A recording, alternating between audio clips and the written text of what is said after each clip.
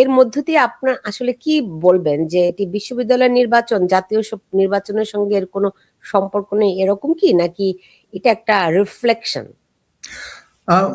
Traditionally কিন্তু দেখা যায় যে বিশ্ববিদ্যালয়ের ডাকসু বা অন্যান্য ছাত্র সংসদ নির্বাচনে যে দল জয়ী হয় তারা যে অটোমেটিক্যালি জাতীয় নির্বাচনে তাদের প্যারেন্ট পার্টি যে অটোমেটিক্যালি জাতীয় নির্বাচনে জয়ী হবে সেরকম কোনো প্রমাণ নেই।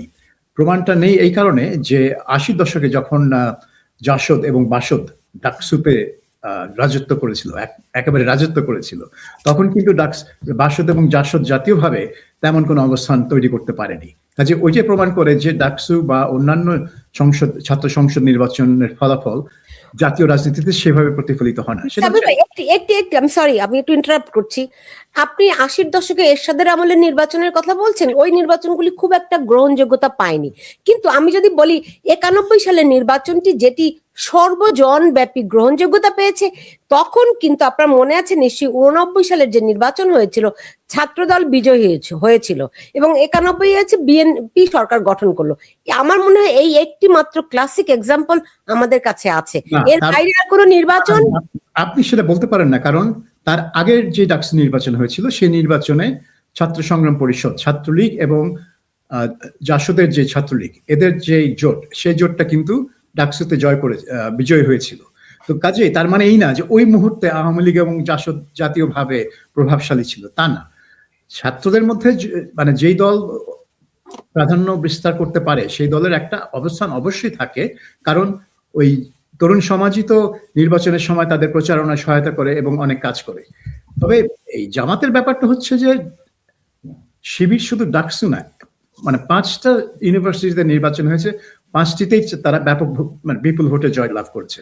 তো সেটা থেকে একটা ধারণা হচ্ছে যে ছাত্রদের মধ্যে অন্তত শিবিরের এবং জামাতের আইডিওলজির একটা প্রসার যেটা ঘটেছে সেটা সবার মনে হয় সবার অজান্তেই ঘটে গেছে। এটা নানা কারণ দেখাচ্ছে অনেকে, যে এখানে মাদ্রাসা থেকে অনেক ছাত্র এসছে গত ১০ বছরে, যেটা আগে কখনো হয়নি, সেটার একটা প্রতিফলন এখানে দেখা যাচ্ছে।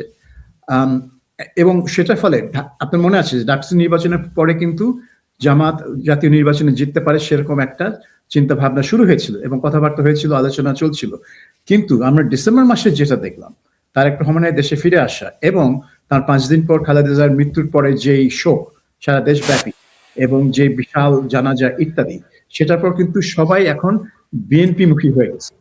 আপনি দেখেন প্রতিটা দল কিন্তু প্রতিনিধি দল নিয়ে তারা তারেক রহমানের দরবারে গিয়ে হাজির হচ্ছে এবং তার সাথে আলাপ করছে।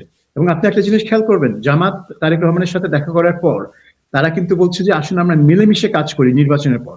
অর্থাৎ তারা এখন বিএনপির সাথে সেই পুরোনো অ্যালায়েন্সে ফিরে যেতে চায়, নির্বাচনের পরে আবার তারা একসাথে কাজ করতে চায়। তার মানে কি, আওয়ামী লীগ নাই দেশে বা নির্বাচনে অংশগ্রহণ করছে না, জামাত আর বিএনপি যদি একসাথে কাজ করে তাহলে পার্লামেন্টের বিরোধী দলকে কোনো বিরোধী দল থাকবে না। তো জামাতের উদ্দেশ্য হচ্ছে, জামাত বুঝতে পারছে যে বিএনপি নির্বাচনে জয়ী হবে, সেজন্য তারা এখন যে ক্ষমতা এনজয় করছে, এই গত ১.৫ বছর ধরে যে ক্ষমতা ভোগ করে এসছে, সেই ক্ষমতা যাতে না হারায় সেজন্য তারা এখন তারেক রহমানকে প্রভাবিত করতে চেষ্টা করছে, যাতে তারা আবার ওই ২০০১ থেকে ৬ সালের মতো একসাথে একজোট হয়ে কাজ করে, মানে হচ্ছে সরকারে থাকে আর কি। জি জি, নিজুম মজুমদার, আমি কিন্তু সাবির মুস্তাফা যেই ব্যাখ্যাটা দিলেন আমি ঠিক উল্টোটাই শুনেছি। আমি শুনেছি বিএনপি এবং জামায়াত তাদের কৌশলগত কারণে তারা দেখাতে চায় এই নির্বাচন হবে একটি প্রতিদ্বন্দ্বিতাপূর্ণ নির্বাচন, মানে মানুষ যাতে বুঝতে পারে জামায়াত এবং বিএনপির মধ্যে খুব হাড্ডাহাড্ডি লড়াই হয়েছে, এই পারসেপশন নিয়ে তারা একটা গ্রহণযোগ্যতা তৈরি করতে চায়। আপনার কাছে কি মনে হচ্ছে সামরিক পরিস্থিতি দেখে? অনেক ধন্যবাদ সুলতান আপা। প্রথমত হচ্ছে যে আপনারা যে আলোচনা করছেন ডাকসু ইলেকশন নির্বাচন, এই আলোচনাগুলোকে আমার কাছে, আমার যে অবস্থান, পলিটিক্যাল অবস্থান, সেগুলোকে আমি কমপ্লিটলি একটা আমি মনে করি যে একটা আননেসেসারি আলোচনা আমার জন্য। এই কারণে আমার জন্য আননেসেসারি, কারণ আমি মনে করি যে বাংলাদেশকে সম্পূর্ণভাবে দখল করা হয়েছে, একটা দখলদার বাহিনী বাংলাদেশকে শাসন করছে, অবৈধ একটা সরকার এখানে আছে। সেইখানে অবৈধ সরকারের কিছু ক্রীড়ানক বসে বসে আপনার দুইটা দলকে নিয়ে আপনার এক ধরনের কি বলবো, এক ধরনের এই এই যে নির্বাচন খেলা, ছাত্র সংসদের এগুলো, এই পুরো ব্যাপারটাই আমার কাছে একটা হাস্যকর ব্যাপার। প্রথম ভ্যালিডিটির জায়গাটা হচ্ছে এইটা। আমি যখনই আপনার এটা ভালো না খারাপ, প্রতিদ্বন্দ্বী কি প্রতিদ্বন্দ্বিতামূলক হয়েছে কিনা, এটা হলে ছাত্ররা নির্বাচিত হলে তাদের প্যারেন্ট দল ইলেকশনে জয়ী হবে কিনা, এই ধরনের তাত্ত্বিক আলোচনাতে যাওয়া মানে হচ্ছে প্রত্যক্ষ এবং পরোক্ষভাবে এই ভ্যালিডিটি দেওয়া যে everything is going smoothly, correctly, সবকিছু ঠিকভাবে হচ্ছে। ফলে আমার অবস্থানটা এটা আমি পরিষ্কার করে নিই। আপনারা নিশ্চয়ই দেখেছেন যে ঢাকা ইউনিভার্সিটির যে ইলেকশনটা হয়েছে, সেখানে বিখ্যাত জালালের প্রেস নিশ্চয়ই দেখেছেন সেই গল্পটা, আমি ভুল না করে থাকলে আর কি, যে কিভাবে আপনার পেপার গুলো ছাপিয়েছে, কিভাবে তাদের ছেলেপেলেরা সেখানে কারচুপি করেছে। ওই জায়গাটা থেকেই বুঝে ফেলেছি যে সেখানে কেমন ইলেকশন ইঞ্জিনিয়ারিং হয়েছে, কি হয়েছে না হয়েছে। আর আমার তো একটা পর্যায়ে মনে হয়েছে যে ছাত্র দলের যে কয়েকজন নেতাকে তো আমার পরিষ্কারভাবে মনেই হয়েছে যে তারা সিম্পলি শিবিরের মুখপাত্র, বৃহত্তর ছাত্রদল শাখা। আমার কাছে রীতিমতো তাই মনে হচ্ছে। বিশেষ করে আজিজুল বাড়ি হেলাল সাহেবের একজন ভাতিজা বা একজন আত্মীয় মনে হয় আছে সেখানে। সেই ছেলেটির কথাবার্তা এমন যে ইলেকশনের পরে এসে বলছে যে যা হওয়ার হয়ে গেছে, আমরা শিবিরকে এখন স্বাগত জানাবো। তো আমার কাছে মানে খুব ইন্টারেস্টিং লেগেছে পুরো ব্যাপারটা। ব্যাপারটা হচ্ছে যে ধরেন যেইখানে একটা ইলেকশন হচ্ছে আমরা আর মামুরা এবং নিজেরা একজন আরেকজনের পিঠ চুলকে দিচ্ছে, সেইখানে আপনার এই ডাকসু ইলেকশন নিয়ে আমার কোনো ধরনের গভীর বিশ্লেষণও নাই। আমি শুধু স্পষ্ট এটা মনে হয়, যেটা আমি মনে করি সেটা হচ্ছে যে এই অবৈধ এই দখলদার বাহিনী এরা এই দেশে চেপে বসেছে। তারা যেটা চাচ্ছে সেটা হচ্ছে সিম্পলি, আমি যেভাবে উপর থেকে জিনিসটাকে দেখি, আপনারা যেমন ছাত্র দেখেন, আমি এদেরকে দেখি রেড গার্ড দেখি। আপনি জানি না আপনি রেড গার্ডের কথা মনে আছে কিনা। মাও সেতুং এর সময় আপনার এই মাও সেতুং যখন এই চায়নাতে লং মার্চ করে আপনার শহরে চলে এসেছিল, তার প্রায় 10-15 বছর মাথাতেই তার একটা ছাত্র সংগঠন বানায়, এটা নাম হচ্ছে রেড গার্ড। এই ছাত্রগুলোকে সে লেলিয়ে দিয়েছে এবং সে বলেছে যে পুরনো ধ্যান ধারণা তার সবকিছু ভেঙে ফেলতে হবে, পুরনো চিন্তা, পুরনো ভাবনা, পুরনো অভ্যাস, ব্লা ব্লা ব্লা ব্লা, এরকম করে সে 4টা মূল জায়গা থেকে সরে আসতে হবে। সেইখানকার ছাত্রগুলোকে যা দেখা গেছে, আমি এগুলোর কপি দেখতে পাচ্ছি। এখন কি দেখতে পাচ্ছি?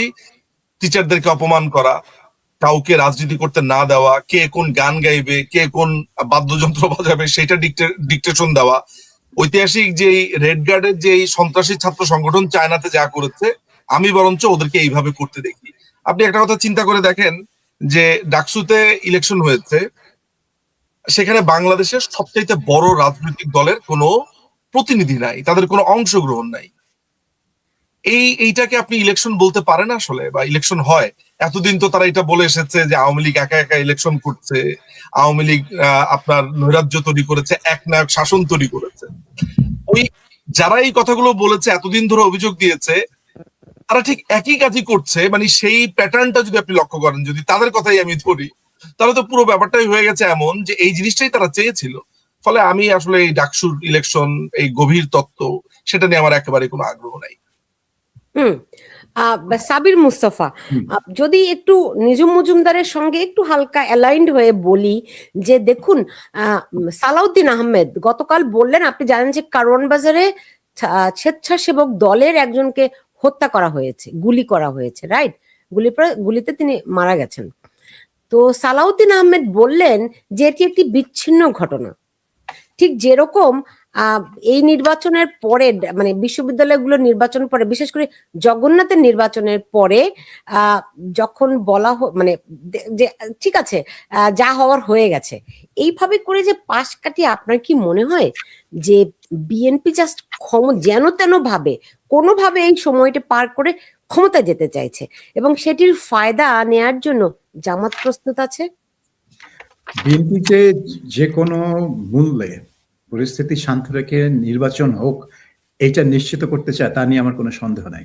এবং আপনি যে বললেন সালাউদ্দিন আহমেদের কথা, কিন্তু তারপরে কিন্তু আবার মির্জা ফখরুল একটা ভিন্ন কথা বলেছে। মির্জা ফখরুল আবার বিবৃতি দিয়ে বলেছে যে এই হত্যাকাণ্ড অন্তর্বর্তী সরকারকে অস্থিতিশীল করার জন্য করা হয়েছে। অর্থাৎ তিনি এই মোবাশ্বের উনার হত্যাকাণ্ডের সাথে ওই ওসমান হাদির হত্যাকাণ্ডটাকে যদিও মুখে বলছেন না, কিন্তু এক ধরনের প্যারালাল টানছেন, যে ওইটাকে বলা হয়েছিল যে পরিস্থিতি ঘোলাটে করার জন্য, নির্বাচন বানচাল করার জন্য ওসমান হাদিকে হত্যা করা হয়েছে। এখন মির্জা ফখরুল বলছেন যে অন্তর্বর্তী সরকারকে অস্থিতিশীল করার জন্য এই স্বেচ্ছাসেবক লীগের লোককে হত্যা করা হয়েছে। এন্ড ফানি ব্যাপার হচ্ছে কি, তিনি প্রথম না, গত 7 দিনে 9 না 10 জন লোক নিহত হয়েছে বাংলাদেশে, টার্গেটেড কিলিং। এবং তার মধ্যে কিন্তু 2 না 3 জনই হচ্ছে বিএনপির কর্মী। তো বিএনপি কর্মী একদিকে, তারপর তার মধ্যে 3 জন আছে হিন্দু সম্প্রদায়ের লোক। এখন তারা হিন্দু বলে তাদেরকে মারা হয়েছে না অন্য কোনো কারণে সেটা আমি জানি না, পরিচয় যা দেখা যাচ্ছে বিএনপির লোক, হিন্দু আর ব্যবসায়ী।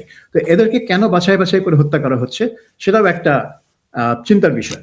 কিন্তু এ নিয়ে কোনো সন্দেহ নেই যে বিএনপি চায় না এই মুহূর্তে কোনো কিছু হোক যেটা নির্বাচনের এই ট্রেনটাকে লাঞ্ছিত করে দিক, কারণ তারা মনে করছে তারা ক্ষমতায় যাবে।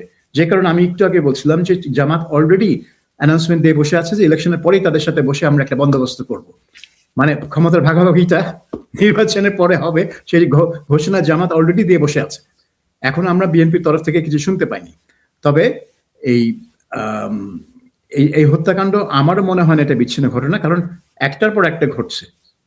সেটা বিচ্ছিন্ন হয় কিভাবে, কিন্তু কেউ মুখ ফুটে সাহস করে বলছে না যে এখানে কিছু একটা হচ্ছে, কারণ সবাই চায় এটাকে ইগনোর করতে। ওসমান হাদি তিনি অনেক রাজনীতি হয়ে গেল যে বিএনপি যে এরকম স্ট্রেইট, তারা মনে করছে নির্বাচন হলেই তারা জিতবে। এই যে স্ট্রেইট চিন্তাটা তাদের সঠিক পরিকল্পনা কি তারা আছে? হ্যাঁ, কারণ আপনি দেখেন সম্প্রতি যে ওপিনিয়ন মানে জনমত জরিপ যেগুলো বেরিয়েছে সেখানে দেখা যাচ্ছে 65 থেকে 70% লোক মনে করে যে বিএনপি জয়ী হবে। তো বাংলাদেশের মানুষ যদি মনে করে যে অমুক দল জয়ী হবে, তখন কিন্তু সবাই গিয়ে ওই দলকেই ভোট দেয়, কারণ তারা মনে করে যে জয়ী দলকেই ভোট দিতে পছন্দ করে, তাহলে মনে করে যে তাদের ভোটটার মানে মূল্য থাকলো আর কি। তো সেদিক থেকে বলতে গেলে এই বিএনপির পক্ষে একটা জোয়ার সৃষ্টির চেষ্টা কিন্তু সরকারের দিক থেকে করা হচ্ছে, কারণ তারেক রহমানকে তারা যেই ধরনের ফ্যাসিলিটি দিচ্ছে, নিরাপত্তা থেকে শুরু করে অন্যান্য ফ্যাসিলিটি, এবং মিডিয়া যেভাবে তারেক রহমানকে প্রজেক্ট করছে, এখানে কিন্তু অন্যান্য দলগুলো বলতেই পারে যে ভাই ইলেকশনের সময় তো তোমাদের একটা দলকে বা একটা দলের নেতাকে এইভাবে প্রজেক্ট করা উচিত না, কারণ এটা নির্বাচন হচ্ছে। কিন্তু সেটা কিন্তু কেউ বলছে না বা এবং কেউ মানছেও না। কাজে তারা সবাই ধরে নিয়েছে যে তারেক রহমান ফেব্রুয়ারি মাসে প্রাইম মিনিস্টার হবে, এবং সেই জন্য সবাই লাইন ধরে যাচ্ছে বিএনপি সেন্ট্রাল অফিসে তার কাছে ধর্ণা দিতে। নিজুম মজুমদার, আপনার কি মনে হয় এটি একটা আইসবার্গ, নাকি জামাত যেভাবে পরিকল্পিতভাবে অগ্রসর হয়েছে বা হচ্ছে, তো বিএনপির তরফ থেকে এটি কি তাদের একটা আত্মঘাতী সিদ্ধান্ত হতে যাচ্ছে কিনা, যে তারা মনে করছে তারা নির্বাচনে বিজয়ী হচ্ছে? আমি আগে আপনাকে একটা কার কথা কোট করছি সেটা আমি বলবো না, তবে বাংলাদেশ আওয়ামী লীগের অত্যন্ত গুরুত্বপূর্ণ একজন নেতার কথা আমি আপনাকে কোট করি। কলকাতাতে আমরা এরকম গল্প করছিলাম, তো একটা পর্যায়ে তিনি আমাকে বললেন যে উনার অ্যাসেসমেন্টটা যেটা ছিল, উনি যে গুরুত্বপূর্ণ পদটাতে ছিল, সেই গুরুত্বপূর্ণ পদে বাংলাদেশের একটা একটা বড় জায়গাটাকে তিনি আসলে টেক কেয়ার করতেন, তিনি সামলাতেন। তিনি তখন বলেছেন যে অন্যান্য দলের ব্যাপারটা উনি একভাবে দেখেন, জামাতের ব্যাপারটাকে উনি একভাবে পর্যালোচনা করেন। জামাতের একটা টার্গেট ছিল 2040 সালে তারা ক্ষমতায় যাওয়ার জন্য তারা এক ধরনের মরণ কামড় দেবে, এটা জামাত অনেকটা ওনাকে বলতেন বা আনে বানে কথা বলার চেষ্টাও করতেন, এবং জামাত মোটামুটি তার নিজেকে গুছিয়েছে 2040-কে কেন্দ্র করে আসলে। তো এই কথাটা যখন আমি শুনেছিলাম তার কাছে, আমি আরো একটু ডিটেলস জানতে চেয়েছি যে ওয়াই টু মানে 2040 এটা কেন একেবারে পার্টিকুলারলি। জামাতের কাছে এই টিকে থাকাটা এবং এই টিকে থেকে তাদের সমর্থন, তাদের ভোট, সাংগঠনিকভাবে নিজেদেরকে শক্তি করার দিকে জামাত সবসময় মনোযোগী ছিল, এবং তারা মনে করেছে যে 1971 সালের যে পুরো মানে কলঙ্কটা তাদের গায়ে লেগে আছে, এই জায়গাটা থেকে তারা নিজেদেরকে অনেকটুকু সামলে নিয়ে এসেছে 54 বছরে, আর একটু পথ বাকি। এটা হচ্ছে সেই নেতা আমাকে এই কথাটা বলেছে, এবং তারা ওরকমই অনেকটা গ্রামাটিক্যালি আগাচ্ছিল। 2024-এর 5ই অগাস্টটা তাদের কাছে আনএক্সপেক্টেড, এবং তারাও আসলে কল্পনা করেনি যে এই ধরনের একটা পরিস্থিতি তৈরি হবে। যদিও এই পুরো প্ল্যান, প্রোগ্রাম এবং যা কিছু আপনি দেখেছেন তার সাথে তারা অতপ্রতভাবে জড়িত। কিন্তু এইটার রেজাল্টটা ঠিক এইভাবে আসবে বা এইভাবে এটা সামনে ধরা দিবে সেইটা তাদের কাছেও অনুমেয় ছিল না। এই প্রেক্ষাপটটা প্রথমে আপনাকে আমি একটু জানিয়ে রাখলাম। একেবারে আমি নামটা বলতে পারলে খুব ভালো হতো, তাহলে আপনি বুঝতে পারতেন যে থাকে না একটা কথার ভ্যালিডেশনটা আরো বৃদ্ধি পেত আর কি। বাট নামটা আমি বলতে পারছি না বলে দুঃখিত। ফলে এই যে এখন আপনি যা দেখতে পাচ্ছেন যে এই যে ক্ষমতায় তাদের আসার সম্ভাবনা বা এটা আসছে, আমার পার্সোনাল মতামত আপনার সাবির ভাইয়ের সাথে আমি মোটামুটি আমি একমত পোষণ করি আসলে উনার অ্যাসেসমেন্টটার সাথে। এইটা কেন আমি করি, কারণ হচ্ছে যে বাংলাদেশের সামগ্রিক প্রেক্ষাপটটাকে যদি বিবেচনা করি তাহলে সাবির ভাইয়ের কথাগুলা খুবই বাস্তবসম্মত বলে আমার কাছে মনে হয়। তবে আমি আগে আপনাকে বলেছি যে এই ধরনের আলোচনা করা মানে হচ্ছে যে একটা অবৈধ দখলদার বাহিনীকে পরোক্ষভাবে হলো ভ্যালিডেশন দেওয়া, বাট যুক্তির ক্ষেত্রে পার্টিকুলার টপিকে আসলে কথাগুলো প্রয়োজন বলে মনে করছি। জামাতের দেখেন 1991 সালে যখন ইলেকশন হয় তখন আমার মনে আছে যে আমরা জানতাম যে বাংলাদেশ আওয়ামী লীগ ক্ষমতায় আসবে, এটা মোটামুটি আমরা নিশ্চিত ছিলাম। এবং আপনি মনে করে দেখবেন এরশাদ পতনের আন্দোলনের ওই সময়টার পরে বঙ্গবন্ধু, মুক্তিযুদ্ধ, এই ব্যাপারগুলোর এক ধরনের আমরা আবেশ দেখতে পেয়েছি সেই সময়টার এক ধরনের মানে সোজা কথা হচ্ছে যে সারা বাংলাদেশে কিন্তু টক অফ দ্য টাউন এটিই ছিল যে আওয়ামী লীগই ক্ষমতায় আসবে। বলা হয় যে ইলেকশনের আগের কিছু কথাবার্তা বা ওই ধরনের কিছু ক্যাম্পেইনে এটা হয়তো বা মোড় ঘুরে গেছে। আপনি খেয়াল করে দেখবেন যে তারেক রহমান আসার আগ পর্যন্ত বাংলাদেশের রাজনীতির এক ধরনের অবস্থা ছিল, সেখানে জামাতের এক ধরনের আধিপত্য আপনি লক্ষ্য করে দেখবেন সেটা ছিল। তারেক রহমান আসার পরে যে বিএনপির পক্ষ থেকে যে শোডাউনটা হয়েছে, যেই মানুষজনকে তারা সেখানে আনতে পেরেছে, এবং আপনি আরেকটা জিনিস লক্ষ্য করে দেখবেন যে মধ্যবিত্ত যেই শিক্ষিত অংশটা যারা আছে তারা যেই জিনিসটা আমি লক্ষ্য করেছি সেটা যে এই যে রাজাকারদের উৎপাত, এই যে মুক্তিযুদ্ধকে মুছে দেওয়া, এই যে আমি রেড গার্ডের কথা একটু আগে বলেছি, অর্থাৎ এই যে স্টুডেন্টদের যে চরম ভাবে বেয়াদপি, এই যে বৈষম্য বিরোধী বলেন, তারপর সংবিধানকে পরিবর্তন করে দেওয়া, এই যে জুলাই সনদ নামের একটা মানে সিম্পলি এক ধরনের মাস্তানি, এটাকে মাস্তানি সনদও বলা যেতে পারে। মানে এই পুরো টোটাল জিনিসটার জন্য ওদের একটা একটা রেস্টের জায়গা ছিল, একটা শ্বাস নেওয়ার একটা জায়গা তারা হয়তোবা চিন্তা করছিল। সেই জায়গাটা আমার কাছে মনে হয়েছে যে বিএনপি আসার পরে মানুষ চিন্তা করছে না মন্দের ভালো হলো, হয়তোবা মুক্তিযুদ্ধটা একেবারেই শেষ হয়ে যাবে না, কিছুটা টিকে থাকবে, এই ধরনের একটা কথাবার্তা। ধরেন আমার এখনকার অ্যাসেসমেন্টটার কন্টেন্ট মানে অ্যাসেসমেন্টের আমার উপাদানগুলো কি, সামাজিক যোগাযোগ মাধ্যম, টিভিতে মানুষকে যা বলতে দেখি, কমেন্টে যা বলতে দেখি, সেগুলোর উপরে বেস করেই এক ধরনের রেজাল্ট বা এক ধরনের চিন্তা বা টানার চেষ্টা করি, রেস্ট টানার চেষ্টা করি। আমি সেই জায়গা থেকে আমি আপনাকে এটা বলতে পারি যে ডেফিনেটলি এখনো পর্যন্ত বাংলাদেশ আওয়ামী লীগ যদি রাজনীতির মাঠে না থাকে তাহলে সাংগঠনিকভাবে বিএনপি বা বিএনপির যে সমর্থক আছে সেটা বেশি, এটা নিয়ে আমার মনে হয় না কোনো রকমের সন্দেহ থাকা উচিত। সেটা বাংলাদেশ আওয়ামী লীগের পরে, আর যেহেতু বাংলাদেশ আওয়ামী লীগ নাই ফলে স্বাভাবিকভাবে বিএনপির সম্ভাবনাটা আমি দেখি। যে আলোচনাটা হচ্ছে সেই আলোচনাটা ঠিক যেভাবে হচ্ছে ইন সাম কনটেক্সট, আপনি যেটা আলোচনা শুরুতে বললেন যে ছাত্র সংসদ ইলেকশন গুলোতে তারা যেই মেকানিজমটা করেছে, আমার কাছে মনে হয় যে তার কিছুটা হলেও আমরা এই চেষ্টাটার একটা একটা একটা একটা প্রচেষ্টা আমরা ইলেকশনের সময় দেখতে পারি। হ্যাঁ, সেটা একটা ভালো ধরনের সম্ভাবনা আছে। জামাত ক্যাডার ভিত্তিক রাজনীতি করে আপনি জানেন, এবং সেটার একটা বড় ধরনের সম্ভাবনা আমি দেখতে পাই। একটা জিনিস আমার মনে হয় বলে নেওয়া ভালো, সেটা হচ্ছে যে জামাতের কিন্তু আসলে হারানোর কিছু নাই। এই 50 বছরের রাজনীতির পরে তারা যে রেটরিকটা ছিল তাদের রাজাকার, আলবদর, খেয়াল করে দেখেন আজকে ওপেনলি বাংলাদেশে বলা হচ্ছে আমি রাজাকার, ওপেনলি বলা হচ্ছে যে মুক্তিযোদ্ধাদের বিচার করতে হবে। আমি তখন অহরহ দেখতে পাচ্ছি যে মুক্তিযোদ্ধারা নাকি বিহারীদেরকে হত্যা করেছে, মুক্তিযোদ্ধারা নাকি, মানে সোজা কথা হচ্ছে যে এই যে আপনার মুক্তিযুদ্ধের যেই পুরো হোল স্পিরিটটা, সেইটাকে ঠিক যেভাবে জামাত আক্রমণ করেছে এবং সেটার জন্য কোনো প্রতিরোধ নাই, এই জায়গাটাই আমি জামাতের জামাতের তরফ থেকে জামাতের এটি আমার কাছে বিজয় মনে হয়, কারণ ওরা কিন্তু এই ইলেকশনটা থেকেও সবচেয়ে বড় মনে করেছে যে বাংলাদেশে ওদেরকে যে রাজাকারের মিথ সেইটা ভেঙে তারা একটা জায়গাতে দাঁড়ানো, তারা এটা মনে করছে। কিন্তু আপনাকে আমি এইটাও বলে রাখা ভালো যে আমার এই ক্ষুদ্র জীবনে আমি বাঙালিকে যতটুকু চিনেছি, বাংলাদেশিদেরকে যতটুকু চিনেছি, জামাত আমৃত্যু চেষ্টা করলেও আসলে এই রাজাকারের এই বন্ধনী থেকে তারা মুক্ত হতে পারবে এটা আমি মনে করি না। পুরো সিচুয়েশনটাই এমন দমবন্ধকর একটা সিচুয়েশন, অ্যাপারেন্টলি আপনার কাছে এমন মনে হলেও আমার কাছে মনে হয় এন্ড অফ দ্য ডেতে জামাতকে মানুষ আসলে ঘৃণাই করে। এবং যদি আজকে শুধুমাত্র বাংলাদেশ আওয়ামী লীগের কথা বাদ দেন, জাতীয় পার্টি যদি ধরেন একটা শক্তিশালী জায়গাতে দাঁড়া থাকতে পারতো, আমরা যেরকম ভাবে এক্সপেক্ট করি জাতীয় পার্টিকে, তাহলেও আমার মনে হয় যে সেকেন্ড লার্জেস্ট ভোটটা তারাই পেত। কিন্তু আনফর্চুনেটলি জাতীয় পার্টি ইলেকশনে আসতে পারবে কিনা বা তাদের যে পুরো হোল রাজনৈতিক কাঠামো সেটা দুর্বল হওয়ার কারণে জামাতকেই শেষ পর্যন্ত হয়তো বা মনে করতে পারছি যে তারা অনেকগুলো সিট পেতে পারে, হাড্ডাহাড্ডি লড়াই হবে। আদারওয়াইজ আপনি আজকে যদি ধরেন আপনি এইভাবে কল্পনা করেন যে আজকে আওয়ামী লীগ ইলেকশনে আসতে পারছে,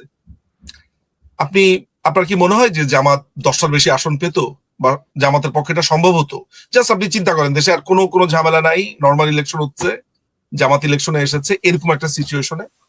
ফলে আমার কাছে মনে হয় যে বিএনপির সম্ভাবনাটাই আমি বেশি দেখতে পাই। জামাতের জন্য ইলেকশনটা জেতা না, জামাত তার যে পুরনো লজ্জাজনক ইতিহাস সেটা থেকে দাঁড়ানোটাই জামাত সবচেয়ে বড় জয় মনে করে, মানে বলে মনে করে। এটা আমার মনে হচ্ছে ওদের কথাবার্তা বা চিন্তা চেতনায়। সাবির ভাই, আপনারও কি মনে হয় যে জামাতকে দিন শেষে মানুষ ঘৃণাই করে? জামাতকে বাংলাদেশের বেশিরভাগ মানুষ কখনো একটা স্বাভাবিক দল হিসেবে গ্রহণ করে নাই, এবং এটার এক কারণ হচ্ছে যে বাংলাদেশের মানুষ আসলে উগ্রবাদী ধর্মীয় উগ্রবাদকে কখনোই ওইভাবে রাজনীতিতে প্রশ্রয় দেয় না। তারা হয়তো নিজেরা মানে ব্যক্তিগত জীবনে খুবই ধার্মিক, তারা হয়তো রাত জেগে ওই ওয়াজ মাহফিলে যায়, বিভিন্ন বয়ান শুনে, কিন্তু যখন ভোট দেওয়ার সময় আসে তখন কিন্তু তারা কোনো উগ্র রাজনৈতিক দলকে ভোট দেয় না, সেটা ধর্মীয় উগ্রবাদ হোক বা রাজনৈতিক উগ্রবাদ হোক। তাহলে আর তার সাথে যোগ হয়েছে ৭১-এর ঘটনা। ঘৃণাটা আসে ৭১ থেকে, ওই ধর্মীয় উগ্রবাদ বলে না। ধর্মীয় উগ্রবাদ বলে তাদেরকে তারা দূরে রাখতে চায়, কিন্তু ৭১-এর কারণে বাংলাদেশে অনেকের চোখে ঘৃণা আসে যখন তারা জামাতের কথা ভাবে। এবং আমার মনে আছে জামাতের একজন প্রাক্তন প্রয়াত নেতা, নিজামুদ্দিন নিশ্চয়ই জানেন, ব্যারিস্টার ছিলেন, আব্দুর রাজাক। তার সাথে আমার একটা আলাপ হচ্ছিল, তিনি আমাকে জিজ্ঞেস করেছিলেন যে জামাতকে স্বাভাবিক দল হিসেবে ফিরে আসতে কি করতে হবে। এটা হচ্ছে 2009 সালের কথা, 2009 সালের জানুয়ারি, হ্যাঁ, ওই 2008 সালের নির্বাচনের পর। আমি থেকে বলেছিলাম আপনারা দুইটা কাজ করেন, একটা হচ্ছে আপনাদেরকে স্ট্রেট অ্যাডমিট করতে হবে যে ৭১-এ আপনারা একটা বিরাট ভুল করেছিলেন এবং সেজন্য আপনারা ক্ষমা প্রার্থী, এটা এক। আর ২ নম্বর হচ্ছে যে ৭১-এ আপনাদের যত নেতা ছিল পার্টির সবাইকে দল থেকে বাদ দেন, তাদেরকে অবসরে পাঠিয়ে দেন, আপনাদের নেতৃত্ব পুরো পোস্ট 72 নেতৃত্ব নিয়ে আসেন। তখন সে বলে যে দুটোর একটা করলে হবে না। আমি বললাম যে না, আপনাদের এই ৭১ হচ্ছে আপনাদের অ্যালবাট্রস, আপনাদের ঘাড়ে বসে আছে সে।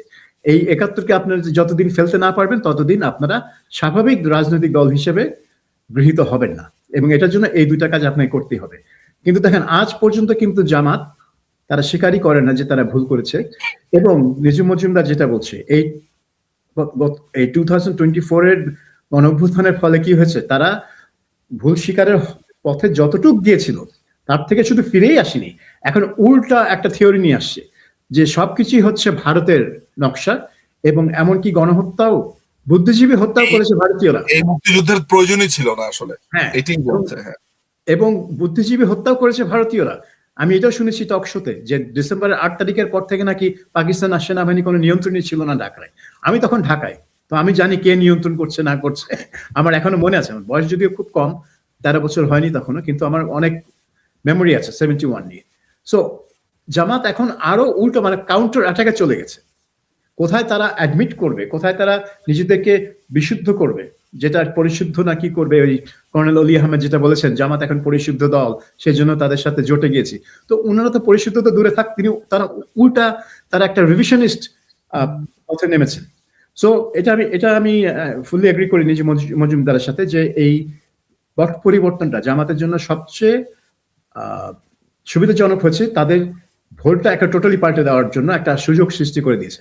এবং তাদের কিন্তু এই যে কথাগুলো তারা বলেছে 14ই ডিসেম্বর থেকে শুরু করে 16ই ডিসেম্বর, এটা নিয়ে কিন্তু কোনো প্রতিবাদ, কোনো পুশব্যাক কিচ্ছু হয়নি। সরকার থেকে তো হয়নি, এবং সরকারের বাইরেও যারা নর্মালি মুক্তিযুদ্ধ নিয়ে কথা বলেন তারাও কিন্তু মোটামুটি চুপচাপ হয়েই বসে আছেন। তো নিজুম মজুমদার, আওয়ামী লীগ ছাড়া এই নির্বাচন কতটা গ্রহণযোগ্য হবে? সেটাতে আমি আসছি। এখানে আমার মনে হয় আরেকটু আপনাকে আমি একটু বলি, সেটা হচ্ছে যে জামাতের এই ইলেকশনের একটা ব্যাপার, যে সাবির ভাই যেটা বললেন যে পোস্ট 72 যদি আনেও, আমি কিছু প্র্যাকটিক্যাল উদাহরণ দেই। সেটা হচ্ছে যে বাংলাদেশের মানুষ মূলত আল্লাহ এবং ইল্লাহ, এই দুটোকেই আমরা কথায় কথায় বলি, এই দুটোকেই আসলে চায়। বাঙালি, আমি জানি না বৃহত্তর অর্থে বাঙালি বলা উচিত কিনা, আমি বাংলাদেশী বলি, আর একটু ছোট করে আনি ভূখণ্ডটাকে, বা রাষ্ট্র সীমানাতে নিয়ে আসি। আমি আমার জীবদ্দশাতে বাংলাদেশিতে, বিশেষ করে বাংলাদেশি মুসলমানের যে ক্যারেক্টার যেটা আমি দেখেছি, তারা মনে করে যে সে যদি কারো ক্ষতি করে এবং যদি গভীরভাবে সে আল্লাহর কাছে এটার জন্য ক্ষমা চায়, তাহলে সে ক্ষমা পেতে পারে। ফলে সে একই দিকে চাকবুম নাচ দেখতে তার খুব ভাল লাগে, তার পানীয় খুব ভাল লাগে, আপনার অ্যালকোহল তার খুব ভাল লাগে, এবং একই সাথে সে জুমার নামাজ পড়তে খুব পছন্দ করে। সে প্রতি জুমাতে বাংলাদেশের মানুষ জুম্মা মোবারক বলতে সে খুবই পছন্দ করে। জুম্মা মোবারক বলতে এসে যে তরুণটি বলছে, তার আবার একজন নারীর দিকে খুবই তাকাতেও তার খুব পছন্দ, তার খুব ভাল লাগে, সে ভালোবাসে। সো এই যে দুই ধরনের কন্ট্রাডিক্টরি ভালোবাসা, এই ভালোবাসা তাকে আজীবনই যে কোনো, বিশেষ করে জামাতের মতো একটা উগ্র ইসলামিক দলের ব্যাপারে তার সবসময় মাথায় থাকবে যে জামাতকে যদি ক্ষমতায় আনা হয় তাহলে তাকে খুবই বড় ধরনের একটা সমস্যায় পড়তে হবে।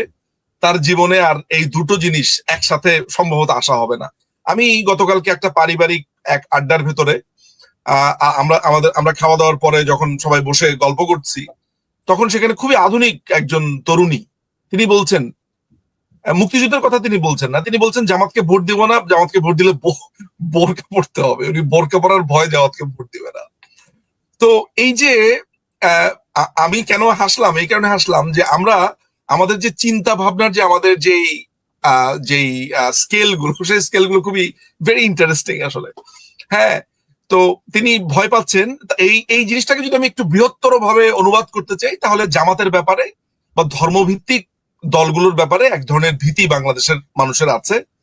এটা শুধু যে বাংলাদেশের প্রেক্ষাপটে না, এটা বৈশ্বিক প্রেক্ষাপটে, তারা তো দেখে এসছে।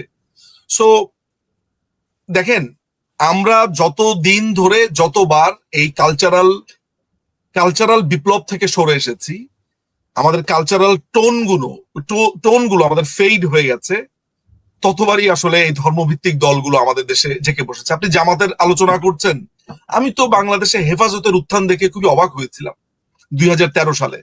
আমার তো মনে আছে, সাবির ভাই আপনার মনে আছে কিনা জানি না, আমরা একটা সেম টক শোতে ছিলাম মনে হয় সাইদির ফাঁসির পর এটিএন বাংলাতে।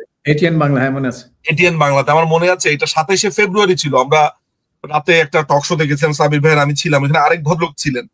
আমি কিন্তু সেই দিনের তাণ্ডবের কথা ভুলতে পারি না আসলে, হেফাজত, তারপরে Jamaat Islami. So end of the ডেতে আমার কাছে যেই জায়গাটা মনে হয় সেটা হচ্ছে যে এখানে জামাতের কি জনপ্রিয়তা বাড়ছে বা জামাত কি মানুষের সামনে চলে এসেছে, এই আলোচনাগুলো যখন আপনি একটা টেবিলে আনেন, একটা আলোচনাকে আমি স্থান দিতে পারি, সেটা হচ্ছে যে মুক্তিযুদ্ধের সময় সেই যে অপরাধগুলো করেছে, এইটার তার একটা শিল্ড দরকার ছিল। এই 24-এর এই পুরো ঘটনাটার, এই জঙ্গি হামলার পরে তার শিলটা হয়েছে এমন যে আমরা তো আসলে কোনোদিনই মুক্তিযুদ্ধের বিরোধিতা করিনি, মুক্তির বিরোধিতা করিনি। আমরা ভারতের জিঞ্জিরে আটকাতে চাইনি। পিন্ডির জিঞ্জির থেকে কি ভারতের সামথিং একটা বলে মনে হয়, ওদের তো নানান ধরনের শব্দ হচ্ছে। তো এই জিনিসটা তারা বলার সুযোগ পেয়েছে, যেটা সাবির ভাই বলেছে, যে যেই ক্ষমা, যে অপরাধ তারা কনফেস করার জায়গা ছিল, সেটা থেকে তারা এই ঘটনাতে তারা একেবারেই দূরে সরে গিয়ে এখন তাদের ওই পজিশনটাকেই তারা আওয়ামী লীগকে আনতে চায়, অর্থাৎ তারা যে পজিশনটা ছিল সেই পজিশনে তারা বারবার আওয়ামী লীগকে আনতে চায় এবং আওয়ামী লীগকে ওইভাবে করে। ফলে আমার কাছে মনে হয় যে জামাতের জনপ্রিয়তা বাড়েনি। বাংলাদেশে কালচারাল বিপ্লব, বাংলাদেশে বই পড়া, চিন্তা, এই শিল্প বিপ্লব বলছি, সাংস্কৃতিক বিপ্লব, এইটা যখনই স্তীমিত হয়েছে, আপনি তখনই ইসলামিক দলগুলোকে, বা ইসলামিক দল আমি বলবো না, এরা তো আসলে ইসলামিক দল না, ইসলামিক দল বলে ইসলামের অপমান করা হয়, এই মৌলবাদী দলগুলো মূলত সুযোগ পেয়েছে। আপনি তাই এগুলাকে সিঙ্গল আউট করে ভাবছেন যে এদের মনে জনপ্রিয়তা বেড়েছে। আপনি 90-এর দশকে কল্পনা করতে পারতেন যে জামাত এই পজিশনে থাকবে? এটা আপনি ওই মানুষগুলো কোথায় গেছে? তাদেরই তো সন্তানরা এখন জেনজি হয়েছে নাকি? ওই সময় যারা তরুণ ছিল তাদেরই তো আমাদেরই সন্তান, আসলে এন্ড অফ দ্য ডে আমরা ওই সময় আমাদেরই তো সন্তান এখন জেনজি হয়েছে। তো আমাদের ব্যর্থতার দায়ভার পুরোটাই ব্যর্থতা আমাদের, আমাদের উন্নাসিকতা, আমাদের উদাসীনতা, আমাদের ল্যাক অফ সেন্স, কালচার, এই প্রত্যেকটা জিনিসকে ধারণ করতে না পারার কারণেই আজকে আপনাকে আলোচনা করতে হচ্ছে জামাতের ব্যাপারে।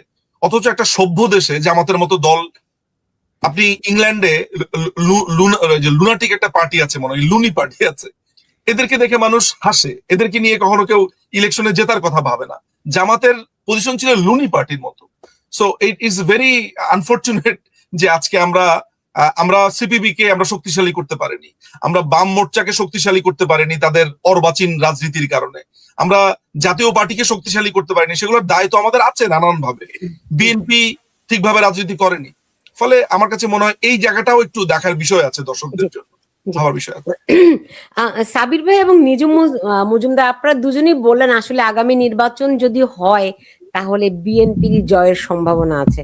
সাবির ভাই বাজি ধরতে পছন্দ করেন, সেই সুযোগে একটু আমি বলি, বাজি ধরবেন না? আমিও বাজি ধরি, বাজি ধরবেন নাকি? আমার ধারণা, আমি যতটুকু দেখতে পাই, এতে করে নির্বাচনে মানে 12ই ফেব্রুয়ারি যদি সত্যি নির্বাচন হয়, আমার এখনো সন্দেহ আছে নির্বাচন হবে কিনা। যদি হয় তাহলে জামাত বিজয়ী হবে। সাবির ভাই? আচ্ছা, আমি বাজি ধরেছিলাম যে ডিসেম্বর 25 তারিখে তারেক রহমান দেশে ফিরবে কিনা। আমি বলেছিলাম হ্যাঁ ফিরবে, 1000 টাকা, যে যার সাথে বাজি সে 1000 টাকা দিবে। তো আপনার সাথে কোথায় ডলারে করতে হবে এই বাজিটা? হ্যাঁ করেন। আমি বলবো যে হ্যাঁ 12 তারিখ নির্বাচন হবে, সেখানে জামাত জিতবে, কারণ এটাই হচ্ছে ডক্টর ইউনূসের মানে সম্মানসূচক এক্সিট পথ। এইটা না হলে তিনি সম্মানের সাথে এক্সিট করতে পারবেন না।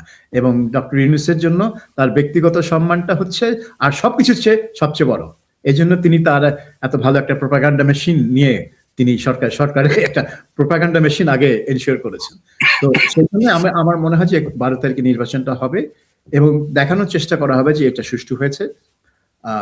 এবং যারা অবজারভার আসবে ইউরোপিয়ান ইউনিয়ন থেকে, তারা হয়তো আওয়ামী লীগ যে নেই এবং একটা বড় জনগোষ্ঠী যে তাদের পছন্দ মতো ক্যান্ডিডেটকে ভোট দেওয়ার সুযোগই পায়নি, সেটা বেমালুম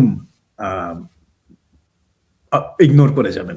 সো এবং এই নির্বাচনে বিএনপি জিতবে। সো $100 বাজি আপনি আমাকে এখনই পাঠিয়ে দিতে পারেন। এখনই পাঠিয়ে দেবেন, কারণ আমি এখানে একটা জিনিস একটু সুলতানা আপা, আমি এখানে একটা জিনিস অ্যাড করতে চাই। সেটা হচ্ছে আমি এবারও নামটা উল্লেখ করব না আপনাকে। হয় কি যে সেটা হচ্ছে যে ধরেন আওয়ামী লীগের যারা নেতৃত্বস্থানীয় আছে তাদের সাথে যখন একদম পার্সোনাল আলাপগুলো হয়, তখন ধরেন অনেক ভেতরের ছোট ছোট স্টোরি, তাদের অনেকগুলো মেমোরিগুলো যখন আলোচনা হয়, সেগুলোকে মেলানো সম্ভব। সেই একটা সূত্র থেকে আমাকে একজন বলছিলেন যে মার্শা বার্নিকাট নামে যে ভদ্রমহিলা ছিলেন, আমি নাম না সরি না উনি না, মার্শা বার্নিকাট ছিলেন এক আফ্রিকান মহিলা ছিলেন, আফ্রিকান আমেরিকান অ্যাম্বাসেডর ছিলেন তিনি। হ্যাঁ, আমেরিকান অ্যাম্বাসেডর ছিলেন বটে, বাট তিনি আফ্রিকান বংশোদ্ভূত, তাই তো? হ্যাঁ, আফ্রিকান আমেরিকান। উনি একবার একটা আলোচনার মধ্যে মুখ ফসকেই আসলে অনেকটা বলে ফেলেছিলেন যে জামাতকে তারা জিয়ে রাখতে চায় অনেকটা, জামাতকে তারা খুবই প্রয়োজনীয় মনে করে এই জায়গাতে।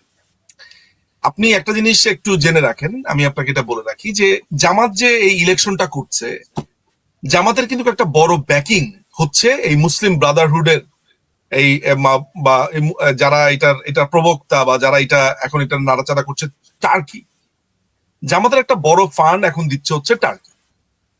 আমাকে খুবই খুবই একেবারে মানে বলবো কি, খুবই কনফার্মড সোর্স থেকে আমাকে বলা হয়েছে যে এই যে জামাতের যে আজকে দৌড়ঝাঁপ এন্ড এভরিথিং, এমনকি জুলাই মাসেও একটা বড় ধরনের অর্থের সংস্থান বলেন, অস্ত্র বলেন, সেগুলো বিভিন্ন হাত ঘুরে কিন্তু টার্কির মাধ্যমে এখানে এসছে। এবং ওরা নাগরিক যেই ছাত্র শক্তি বানিয়েছিল 2023 সালের অক্টোবরে, এই সজীব মাহমুদ ভুইয়া বা এরা কিন্তু টার্কিতে গিয়েছিল, তারা করাচিতে গেছে, টার্কিতে গেছে, কাতারে গেছে। ফলে এইটাও আপনাকে মাথায় রাখতে হবে যে এইখানে পশ্চিমাদের একটা বড় ধরনের অবদান এখানে আছে। এখন আপনি আমাকে একটা চিত্র আমি আপনাদেরকে দেখাই। আচ্ছা, ইলেকশন হয় নাই, কোনো কিছুই নাই, সবচেয়ে সুখে আছে কে এখন বাংলাদেশে? মানে ক্ষমতা উপভোগ করছে কারা? ক্ষমতা উপভোগ করতে হচ্ছে জামাতে ইসলামী এবং এনসিপির এই টোকাইগুলো। এখন এই আপনি জাস্ট যদি হিসাবটা এইভাবে দেখেন যে এই টোকাইরা মানে কোন লজিকটা এই জায়গাতে খাটবে যে ওরা মনে করবে যে একটা ইলেকশনের আসলে প্রয়োজন রয়েছে, কারণ ওদের যে হানিমুন পিরিয়ড এটা তো কেটে যাবে যদি বিএনপি ক্ষমতায় আসে। এবং একই সাথে জামাতে ইসলামীও জানে, সাবির ভাই কেন কনফিডেন্টলি বলছে, কারণ এটাই হচ্ছে খুবই একেবারে বাস্তব চিত্র যে ইলেকশন হলে বাংলাদেশ আওয়ামী লীগের পরে বৃহত্তর রাজনৈতিক দল বিএনপি তারা আসবে। ফলে এরকম একটা মধু চন্দ্রিমা থেকে তারা যেতে চাইবে কেন? যদি তারা ইলেকশনে আসে, সেই ক্ষেত্রে আমি সুলতানা আপার ওই কথাটা আমি বুঝতে পারছি যে এইটার তারা একটা মরণ কামড় দেওয়ার চেষ্টা করবে এই কমফোর্ট জোনটাকে রাখার জন্য। এখন দেখার বিষয় হচ্ছে যে এই কমফোর্ট জোন রাখার যেই মরণ কামড় তারা দিবে, এইটা আসলে বিএনপি কিভাবে প্রতিরোধ করতে পারে। This is the case. আপনারা অন্য কিছু নিয়ে চিন্তা না করলে হবে যে এই যে জামাতের যে একটা প্রবল চেষ্টাটা হবে ইলেকশনে, এইটাকে আসলে কিভাবে ডিল করবে। কারণ আমি যেটা দেখতে পাচ্ছি যে প্রশাসন এবং জামাতের পক্ষে কিন্তু শুধু জামাত একা কাজ করছে না, জামাতের পক্ষে এই যে 8 দল তারা করেছিল, চরমোনাই, হেফাজত, এরা যদিও বিভিন্ন সোর্স থেকে বলছে যে হেফাজত এটা করবে না, সাহায্য করবে না, বা এটা করবে না, হোয়াট এভার, কিন্তু আমার কাছে কিন্তু মনে হচ্ছে যে আইদার আপনার ইলেকশনটা ক্যান্সেল হয়ে যেতে পারে কোনো ঘটনা চক্রে, তা না হলে ইলেকশন ইঞ্জিনিয়ারিং এর মানে এই দখলদার বাহিনীর মধ্যেও যে ইঞ্জিনিয়ারিং, সেই জায়গাতে জামাতের একটা বড় ধরনের প্রচেষ্টা থাকবে। তবে তবে আমার কাছে মনে হয় যে শেষ পর্যন্ত সুলতান আপার বাজিতে হারার সম্ভাবনাটাই প্রবল। আপনি একটু বাজি ধরলেন নিজুম ভাই।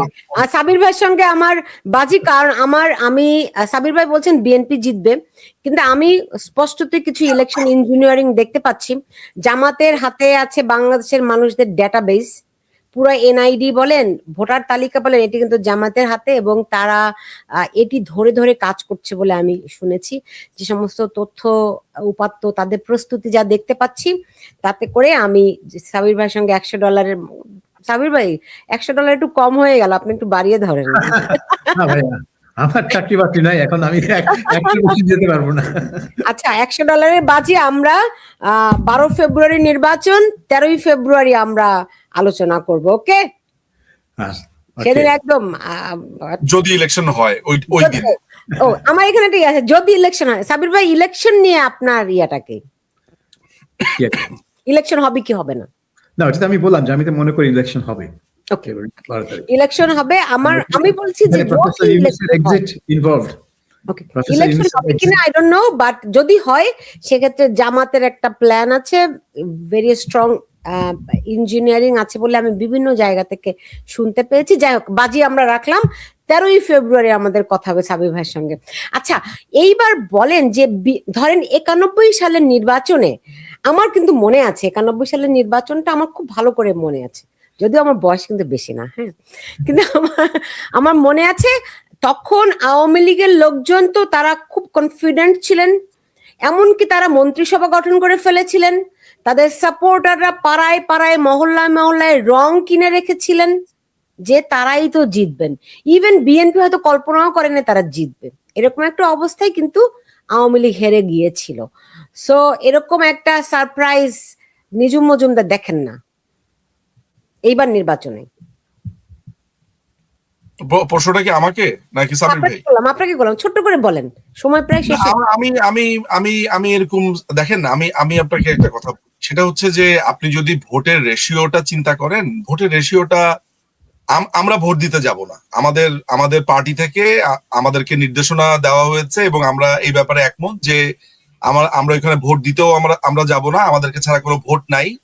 সো আমি আমি আমরা আমি ধরে নিচ্ছি যে আওয়ামী লীগের প্রেজেন্ট নাই, যদি কেউ অতি উৎসাহী হয়ে ভোট দিতে যায় বা জামাত যদি ধরেন ওই যে প্রভোগ করে যে তোমার মামলা এই হবে সেই হবে, এই ধরনের হয়তো এগুলো অঞ্চল ভেদে হতে পারে, বাট সামগ্রিকভাবে বাংলাদেশ আওয়ামী লীগ আমরা ভোট দিতে যাব না, আমাদের এলাই যারা আছে তারা সহ আমরা ভোট দিতে যাব না, ওরা ওদের ভোট করবে। কিন্তু এই পুরো জায়গাটাকে যদি আপনি একটা নর্মাল একটা গ্রিডে ধরেন, একেবারে নর্মাল সিচুয়েশনে, তাহলে তো এটা চোখ বন্ধ করে আপনি দ্য রেজাল্ট, আপনি তো জানেন কি হবে।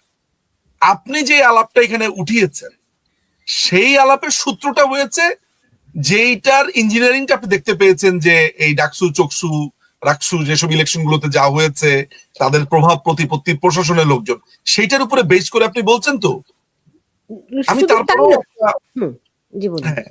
আমি আপনি জনসমর্থনের কথা যদি ধরেন, আপনি জনসমর্থন, এগুলো তো খুবই ম্যানিপুলেটিভ কথাবার্তা আমরা সোশ্যাল মিডিয়াতে দেখি, যে এইবার জামাতের ভোট দিবে, এগুলো তো জামাতের ছেলেপেলেরা ছড়ায়। জামাতের, আপনি তো জানেন যে সোশ্যাল মিডিয়াতে জামাতের তাদের সোশ্যাল হ্যান্ডেল গুলোতে জামাতের প্রভাবটা কিভাবে তারা গত অনেক বছর ধরেই করে আসছে, সেটা নিয়ে আমি ভাবিত না। আসলে দেখেন, আমি আর আপনি যে কথাটা আজকে অনলাইনে বলছি, রাস্তাতে নামলে ইটস কমপ্লিটলি ডিফারেন্ট। হ্যাঁ, আর সবচেয়ে বড় ব্যাপার, আমরা তিনজনই দেশের বাইরে থাকি, আমরা বাংলাদেশটাকে দেখি হচ্ছে যেভাবে দেখি, বাংলাদেশে থেকে বাংলাদেশের সিচুয়েশনটা ওইভাবে দেখে না, যেটা আমি আগে বুঝতাম। যখনই দেশে যেতাম দেখতাম যে আমাদের ইংল্যান্ডে থেকে ভাবার, বাংলাদেশে বসে ভাবার মধ্যে পার্থক্য।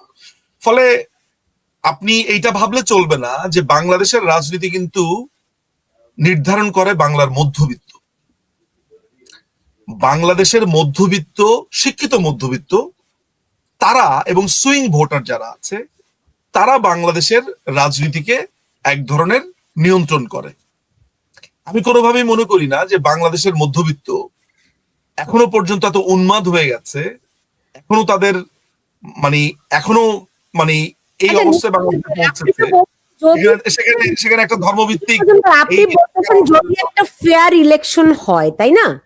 তো আমি বলতেছি যদি ইলেকশন হয় সেটি ফেয়ার হবে কি হবে না আমি কিন্তু এটা বলছি না, আমি একটা ইঞ্জিনিয়ারিং দেখতে পাচ্ছি, ওই প্রেক্ষাপটে আমি বললাম। সাবির ভাই, আমি সেটা তো আমি বলেছি আমার আলাপে আপনাকে, যে এখন কমফোর্ট জোনে, আপনাকে এটার জন্য খুবই রকেট সায়েন্টিস্ট হতে হবে না সুলতান আপা।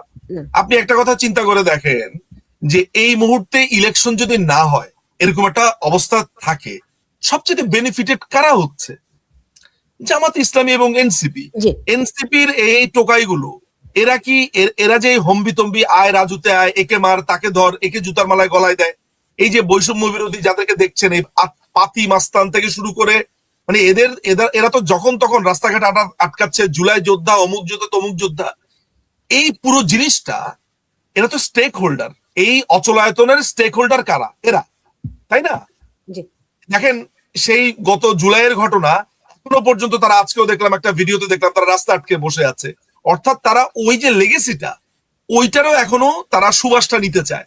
তো 12ই ফেব্রুয়ারি হওয়ার পরে তাদের জীবন কেমন হবে তারা কি এখন বুঝতে পারে না? ফলে তারা কেন এত ইজিলি জিনিসটাকে গিভ আপ করে দিবে?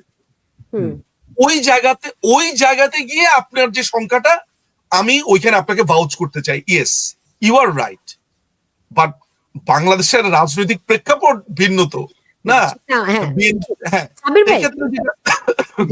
সাবির ভাই, আপনি দেখুন, 12 ফেব্রুয়ারি একটা গণভোটও হবে, তো যদি হ্যাঁ জয়যুক্ত হয়, তাহলে আমরা বাংলাদেশের প্রেক্ষাপটটি বা কিরকম একটি বাংলাদেশ পাবো? দেখুন, বাংলাদেশে কোনো গণভোটে কখনোই জয়যুক্ত হয়নি এবং এইবার হওয়ার কোনো সম্ভাবনা নেই।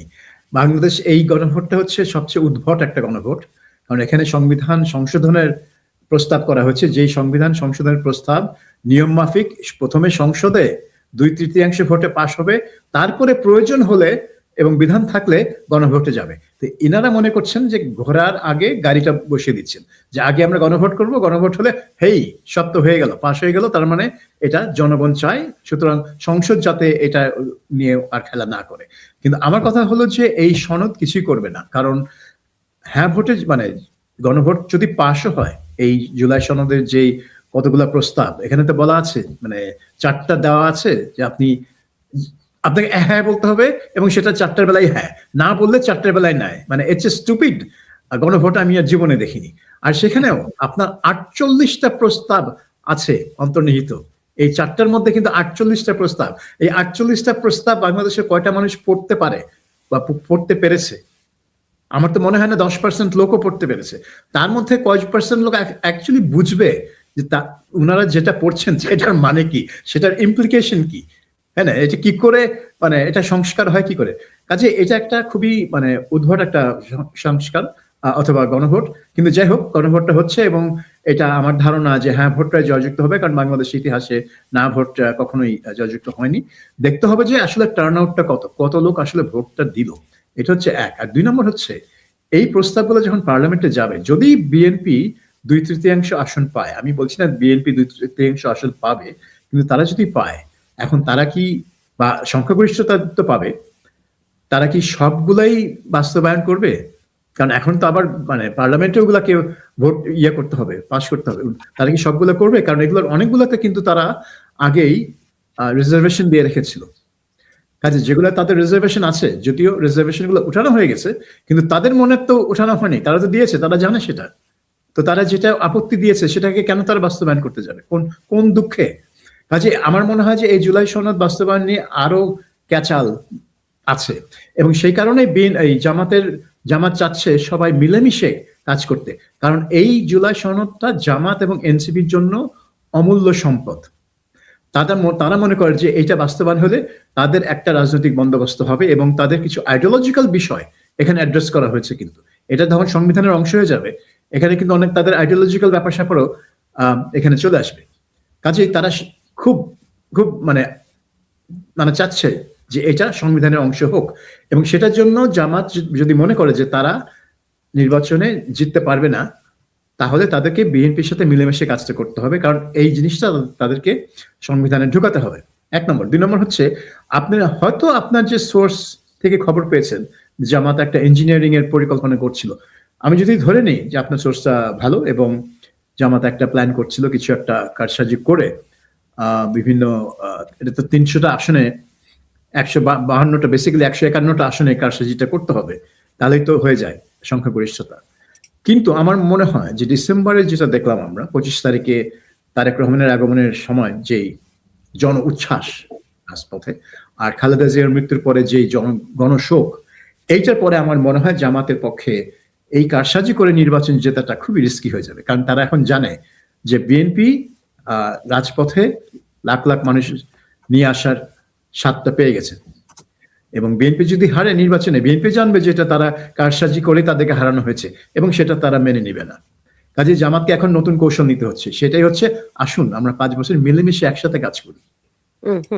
জি, লজিক্যাল। আমি শেষ করব নিজুম মজুমদার, এই যে এত কিছু হচ্ছে, তো আওয়ামী লীগ কি করছে? তাদের তো কোথাও টু শব্দটিও দেখছি না। আওয়ামী লীগ কি করলে মনে হয় যে টু শব্দের সমান্তরাল হতে পারতো? ধরেন অ্যাটলিস্ট একটা মুখপাত্র নির্বাচন করে দিত যে এই আমাদের নেতা কথা বলবেন, শেখ হাসিনা তো আছেনি। কিংবা ধরেন রাজপথে যদি তারা 2-1টা মিছিল টিছিল বড় ধরনের শোডাউন টোডাউন করতেন। হ্যাঁ, এই যে এত কিছু বাংলাদেশে ঘটে যাচ্ছে, দেখি না তো। ওয়েল, আপনি বাংলাদেশের এখনকার পরিস্থিতি আপনি জানেন। আমরা 5ই অগাস্টের পর থেকে আমাদের অসংখ্য নেতাকর্মী, আমাদের কাছে একটা অ্যাপ্রক্সিমেট হিসাব আছে, আমাদের প্রায় 4.5 লাখ কর্মীকে বিভিন্নভাবে বিভিন্ন জায়গা থেকে গ্রেফতার করা হয়েছে। আমাদের শুধু কারাগারেই মারা গেছে, আমি যদি অগাস্ট মাস পর্যন্ত, এখন পর্যন্ত আমি আপনাকে বলতে পারি নভেম্বর পর্যন্ত আমি হিসাবটা দেখেছি, আমাদের প্রায় কারাগারে মারা গেছে, খুব ভুল না করে থাকলে প্রায় 42 জন থেকে 45 জনের মতো শুধু কারাগারে মারা গেছে। আমাদের 120 জনের উপরে এমপি কে গ্রেফতার করে রাখা হয়েছে। আমি তো আপনাকে 4.5 লাখ থেকে 5 লাখ গ্রেফতারের কথা বললাম।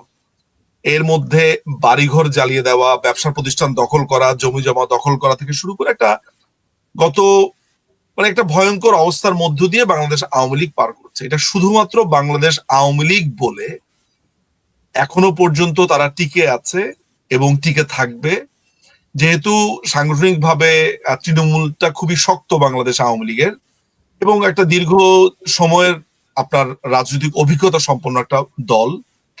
ফলে এই নেতৃত্বের এই ভয়াবহ শূন্যতার সময়ও তারা নিজেরাই নেতৃত্ব দিয়ে একজন আরেকজনকে টিকিয়ে রাখছেন।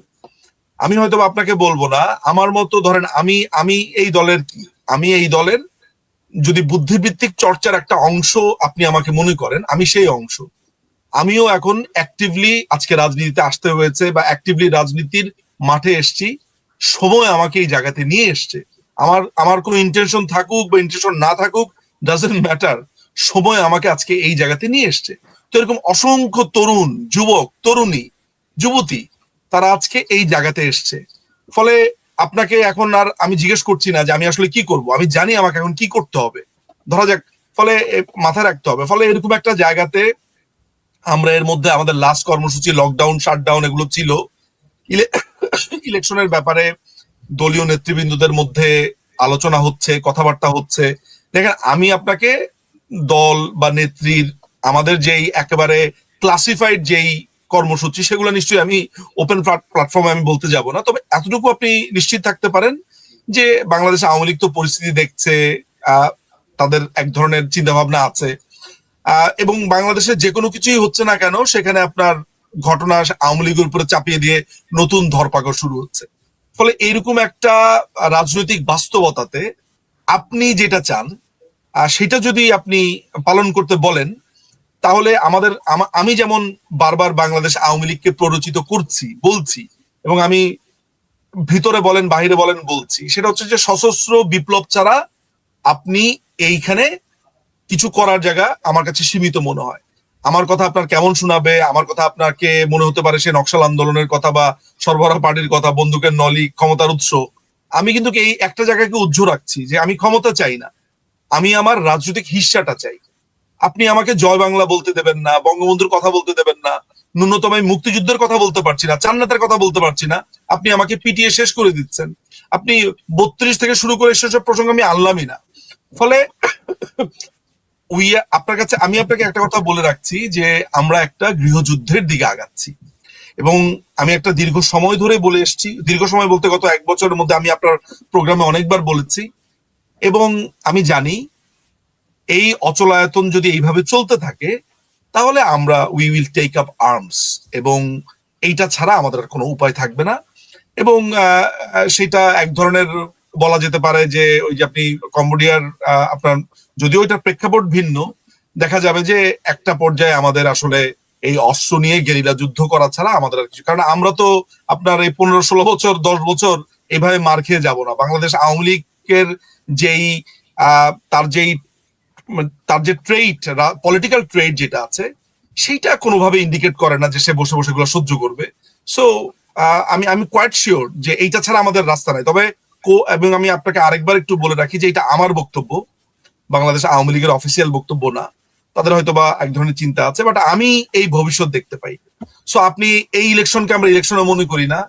আমরা ইলেকশন একটা কেন 10টা হলো সেটা আমার এটা না। আমার কাজ হচ্ছে আমি রাজনীতিতে আসতে পারাটা আমার জন্য এখন সবচেয়ে বড় ভিক্টরি, এবং আমাকে যারা বার দিয়ে রেখেছে আমি তাদেরকে নিশ্চিহ্ন করে দেব এরকম একটা মন মানসিকতাই তারা আমাদেরকে এই বারবার সাপ্রেশনের মাধ্যমে তৈরি করছে। সো ভবিষ্যৎ বলবে যে আমরা আসলে কি করব। সাবির মুস্তাফা, কি ব্যাপারে? মানে এই যে নিজুম মজুমদার যেই সশস্ত্র বিপ্লবের কথা বললেন, সেটা তো আওয়ামী লীগের ব্যাপার, তারা সশস্ত্র সংগ্রাম করবে কিনা। যেরকম যারা 2024 সালের আন্দোলনের নেতৃত্ব দিয়েছিলেন, নাহিদ ইসলাম, আসিফ মাহমুদ, তারাও কিন্তু বলেছেন মাঝে মধ্যে বিভিন্ন সাক্ষাৎকারে যে 5ই অগস্ট যদি সেনাবাহিনী গুলি করতো তাদের উপর, তাহলে তারা গৃহযুদ্ধ শুরু করার জন্য প্রস্তুত ছিল। তো বাংলাদেশে এখন সবাই যদি গৃহযুদ্ধ শুরু করার জন্য প্রস্তুত থাকে, তাহলে তো কোনো না কোনো এক সময় বাংলাদেশ গৃহযুদ্ধকে চলে যেতে পারে। না সাবির ভাই, হোয়াট ইজ আপনি আমাকে বলেন, মানে provided the situation in front of you, আপনি আমাকে বলেন তো যে আপনাকে আমি ধরেন একেবারে দলবল নিয়ে আমি এগেইনস্ট দ্য ওয়াল আপনাকে আমি চেপে ধরলাম, আপনার লাস্ট অস্ত্রটা কি? আপনি আমাকে একটা কামড় দেওয়া হলেও চেষ্টা করবেন, খুবই আপনার একদম লাস্ট রেজর্ট আপনি কল্পনা করেন যে আপনি বাঁচার জন্য লাস্ট কি করবেন। সো আমি কিন্তু এই সশস্ত্র বিপ্লবটা কিন্তু নট মাই, ধরেন it's not A option, it's not a choice, এটা আমার বাঁচার জন্য আমাকে করতে হবে। সরি আমি আপনাকে ইন্টারাপ্ট করেছি একটু বলে দেওয়ার জন্য। আমি শুধু একটা জিনিস জানি যে আওয়ামী লীগ জীবনে কখনো বিপ্লবী দল ছিল না, এবং একাত্তরে তারা স্বাধীনতা যুদ্ধের নেতৃত্ব দিয়েছে ঠিকই, কিন্তু এটা হচ্ছে ওই যে আপনি যেটা বলছেন ওটা ছিল লাস্ট রিসোর্ট। এটা তাদের পরিকল্পনা ছিল না যে তারা সশস্ত্র বিপ্লব করে বাংলাদেশ সৃষ্টি করবে। তারা নিয়ম মাফিক নিয়মতান্ত্রিক গণতান্ত্রিক পথেই আগাচ্ছিল। তো এখন এটা হবে, আমি বলবো যে 1.5 বছর পার হয়ে গেছে, তারপরে যে নতুন সরকার ক্ষমতা আসবে ফেব্রুয়ারি মাসে, তাদের জন্য সামনে থাকবে এই চয়েসটা, তারা কি আওয়ামী লীগকে গণতান্ত্রিক নিয়মতান্ত্রিক পথে আবার রাজনীতিতে ফিরতে দিবে, নাকি আপনি যেটা বলছেন তাদের দেয়ালে পিঠটা যেভাবে ঠেকে আছে ঠিক সেভাবেই ঠেকিয়ে রাখবে। তখন আওয়ামী লীগের রিয়াকশন কি হতে পারে। কিন্তু আপনি এটাও জানেন যে সশস্ত্র সংগ্রাম বা এই ধরনের ভায়োলেন্সের দিকে আগালে রাষ্ট্র কিন্তু আবার তার জবাবটা সেই ভায়োলেন্স দিয়ে দিবে। তখন কিন্তু রাষ্ট্রের কাছে মানবাধিকার বা রাজনৈতিক অধিকার দাবি করার ক্ষেত্রটাও থাকে না। তো সেটাও আওয়ামী লীগের নেতৃবৃন্দকে খুব ভালো মতো চিন্তা করতে হবে যে তারা কোন পথে এগোবে। কিন্তু আমার ধারণা হচ্ছে যে আওয়ামী লীগ এই সশস্ত্র সংগ্রামের দিকে এগোবে না, কারণ তারা সেই 48 সাল থেকে তারা ওই নিয়মতান্ত্রিক দল হিসেবেই পরিচালিত করেছে নিজেদেরকে। হঠাৎ করে ক্ষমতাচ্যুত হয়ে তারা মানে অস্ত্র তুলে নিবে সেটা আমার মনে হয় না। জি জি, নিজম মজুমদার যদি শেষ কোনো মন্তব্য করতেন শেষ করব। শেষ মন্তব্যের জায়গাটা হচ্ছে যে মানে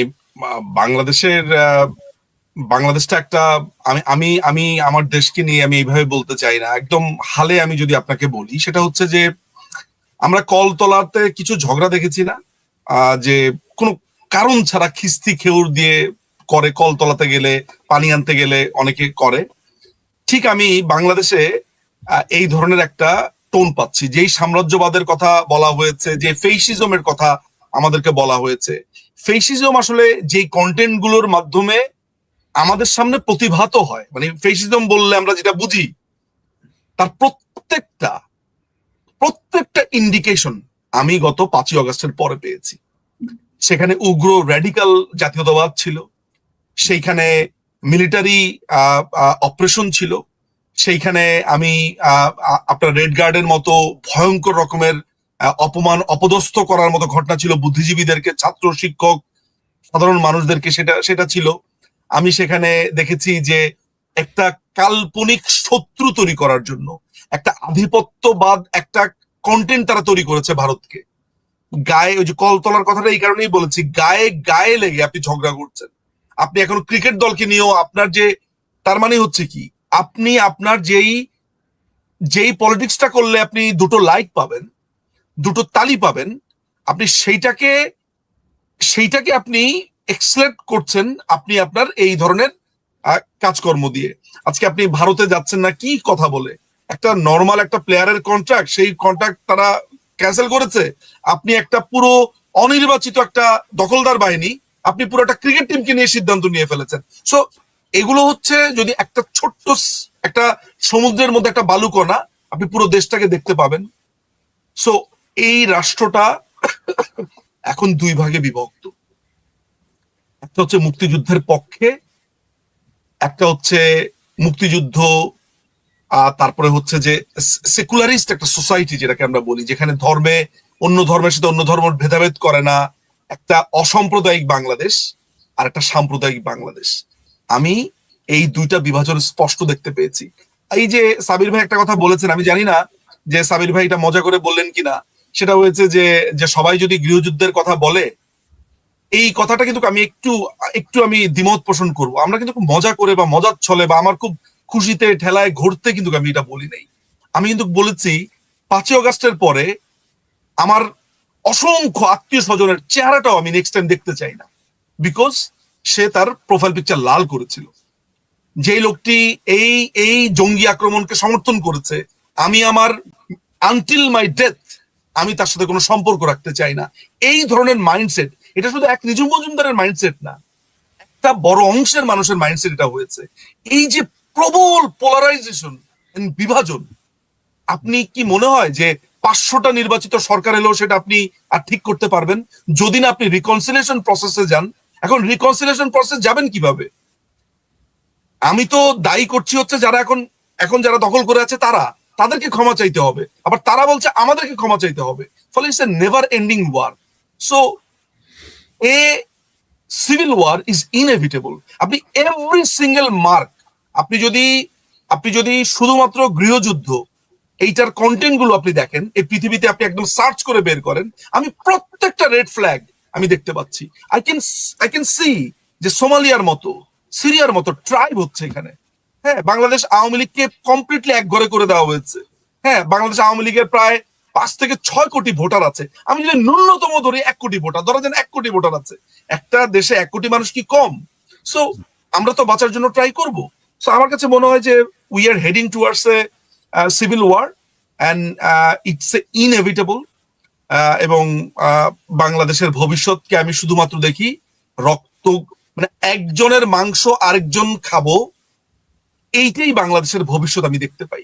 it's a very very very concerning. G.